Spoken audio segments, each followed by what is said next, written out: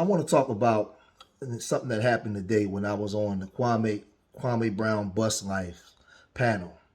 Now, before I get into this, this is not a diss video. I don't want any of my followers to leave any disparaging comments about the brother, but I want to address something that I felt is disrespect to the brother on the panel.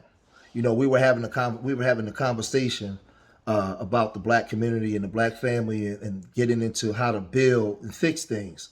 So some of us had difference of opinion, and I had my own opinion. But I felt like when I was on the panel, in my opinion, Kwame, I felt like you kept cutting me off, and you was being disrespectful, but not in a mean way. Like I've been around long enough to understand and know when somebody's being funny. It's like when I made the Al Heyman comment when Carcino was on, and I asked Carcino, yo, I want to get with you more to talk about this Al Heyman, because a lot of black boys don't even know who he is, and they don't know that how the power that he has behind the scenes, and was able to get that done. Most black boys won't even believe that that's possible. You countered and came talking about Herman Cain and what the black man won't do and all these things, and I'm like, well, damn, bro. First of all, I'm a nerd. I got urban nerds. I'm the one that's working with these children to teach them about being a nerd is cool, being intelligent is cool. We out here in the streets. I'm out here taking these kids to the museum and on college tours and doing these things and examining the minds of the children. Hands-on, not just talking about it. We ain't talking about it. So I felt you gave me props when you came on, but it was just like a bad energy, bro. And then when I began to speak, you just kept cutting the brother off. Now, you may feel in your heart that you was doing that, not doing it in disrespect, but as a brother, I'm telling you, I felt that way, because you never let me make my point. And what I'm trying to explain to you is, you wanted me to say something that you wanted me to say. I didn't want to say that. That's not the point that I was making, so I wasn't going to say it. I wasn't going to say include women. I wasn't going to say that. But just because I'm on your panel don't mean I got to say what you want me to say. See, the difference is, if you're on my panel, brother, you can say what you want to say. And when you finish, I'll explain to you why I disagree. I won't keep interjecting because I'm on your panel trying to make you say, and women, and women. That's not what I wanted to say. I want you to understand, my brother, I'm not your fan. I'm your brother. I'm not your fanboy. I have my own opinion. I have my own words. I'm a strong-willed person just like you, but I'm respectful too. I kept making the faces because you kept cutting me off. You kept cutting me off, my brother.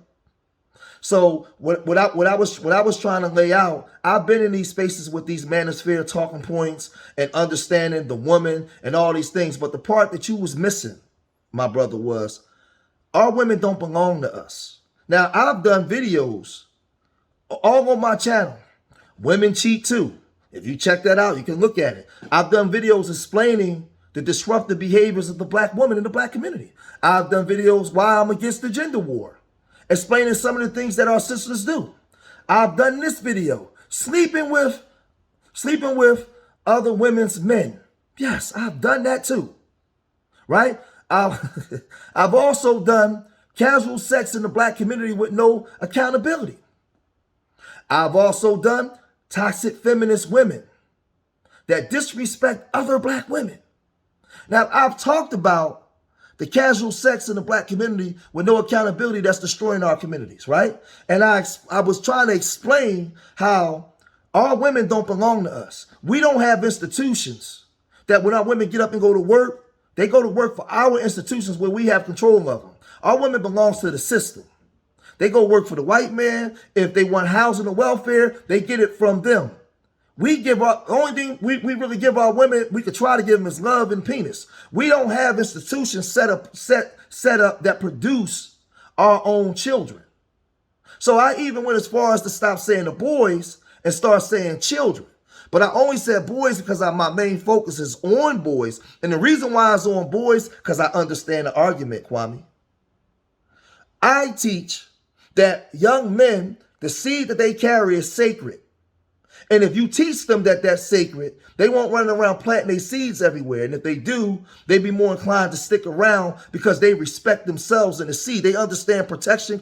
They understand protection, direction, and correction. They understand legacy. The reason why I speak in the manner in which I speak, because we have to teach our boys to have discipline and plant their seeds in with agreeable women, where they can begin to raise children that will produce the things that we need for our communities.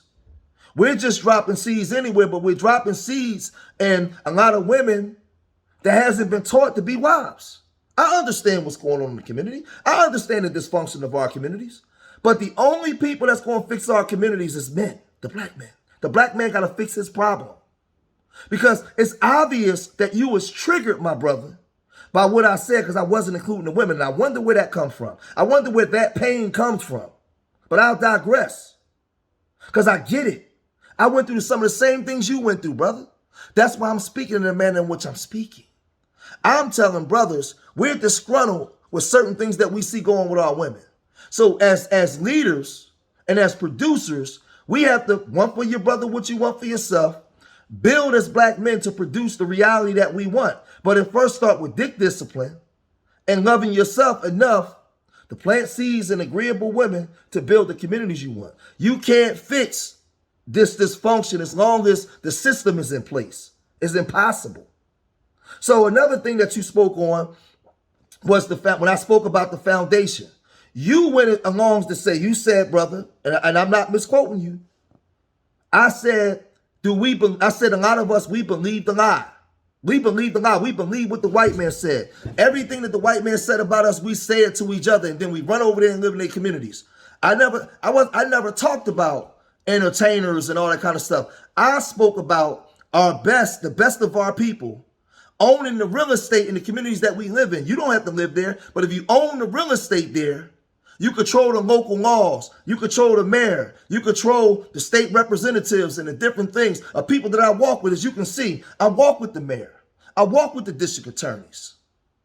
I walk with the state representatives out in my community to get things done on the ground. We're doing the work. You have to own the real estate there and you become the millionaires. This is what I was saying. I was saying that we have to learn to have 5 and 10-year plans and knowing going in to undo a dysfunction, our people gonna be robbing, stealing, killing like every other group did when they lived in these inner cities. The Irish did it first. The Italians did it. Study your history, my brother. We ain't the first ones that did this. We wasn't born with one less chromosome. Our people are disrespectful because we don't have things in place that's making them be respectful. They're raised in a dysfunction. In order to undo that dysfunction, we have to go in and get ownership and project things over time. This is what I was saying. I pushed back off of what you were saying about the community. It's 3 different communities. You have the affluent black people that don't associate with blacks at all. You have the upper middle class blacks, right, that come around every now and then. Then you have the blue collar and blacks that live in the communities. Neither one of these groups get along. I didn't say that. Carter G. Woodson said it in The Miseducation of the Negro. Go read your books. Dr. Amos Wilson told us this. This ain't something that I'm making up. I wasn't being disagreeable, but I feel as though you was being disrespectful to me. But that's just my opinion. You may disagree, and you're more than welcome to disagree. This is not a video to dish you. This is just my response, because when you kick me off, you start saying some disparaging remarks about me. That's all. Now, you did say about me being the only, watch this, Kwame, because I know what you'll try to do. So let me cover this part too. You said that, because I told you that I'm the only married man on my block. And you said, I'm sure you raise your son right, you raise your daughter, you do all these different things. But you spoke about the dysfunction. I get it. I get it. But I'm in the fix-it business. And we could talk all day about our traumas and what this ain't doing and what that ain't doing.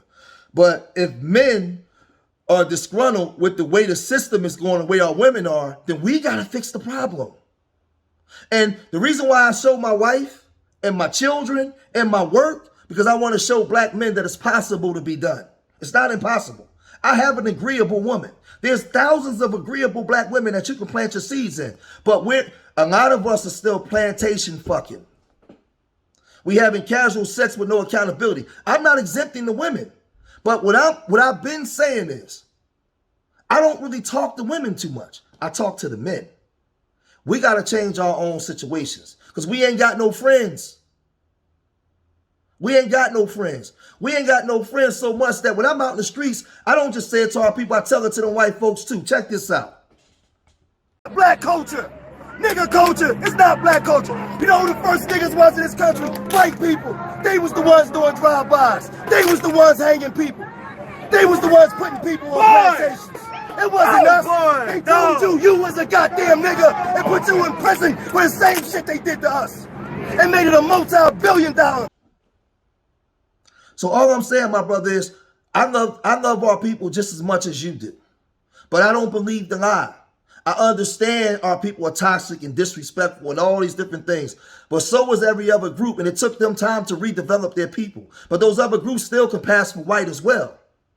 We experience racism and shortcomings on so many different levels. We didn't have a civil rights movement for nothing. I have a timeline breaking down of all the events from our civil rights movement, with things that federal law was supposed to enforce and things that state law was supposed to enforce, right? So state law is not enforcing things that's on the federal books to protect our image.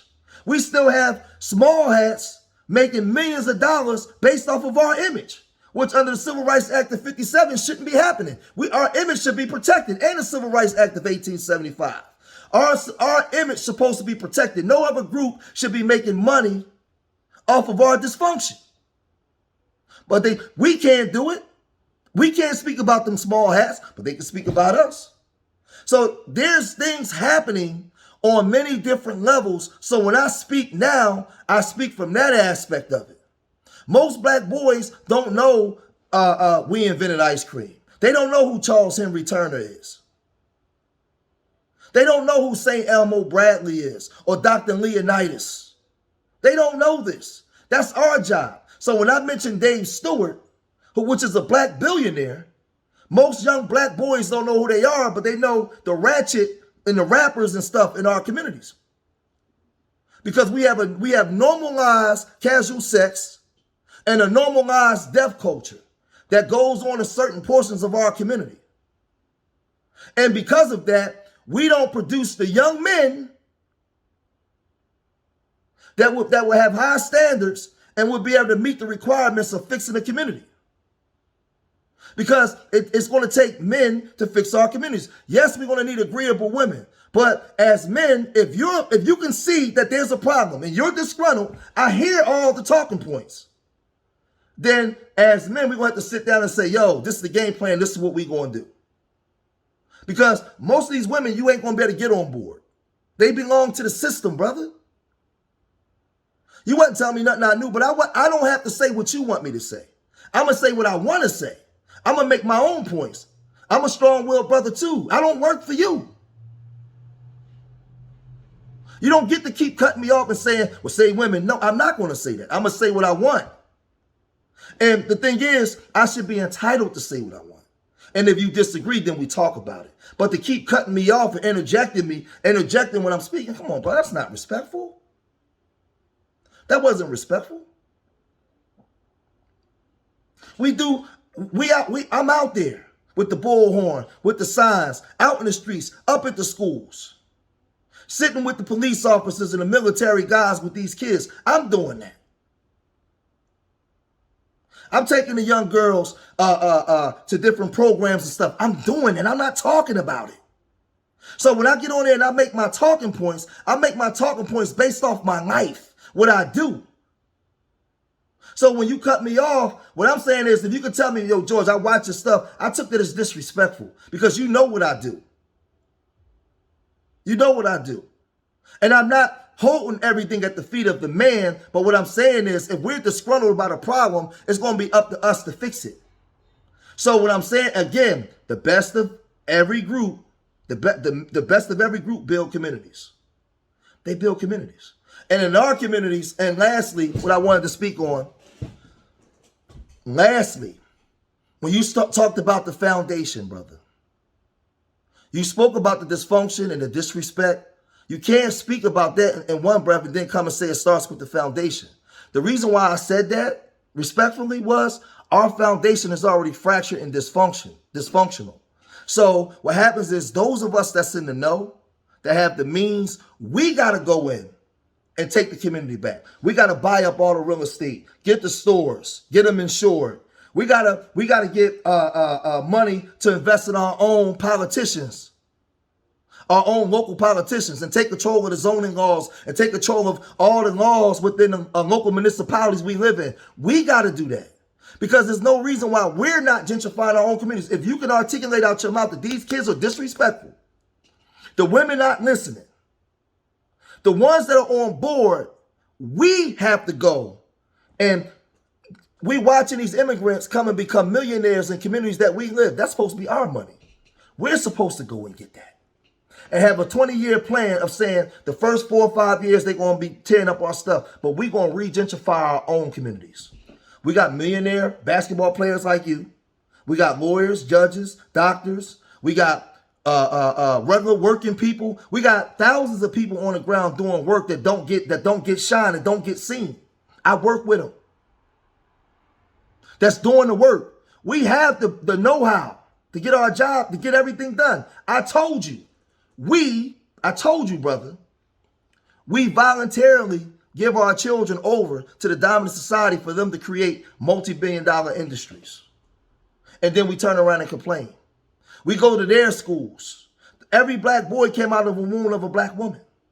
But we take our children, our prized possessions, that will be responsible for the redevelopment of the community, and we send them to other communities to make money.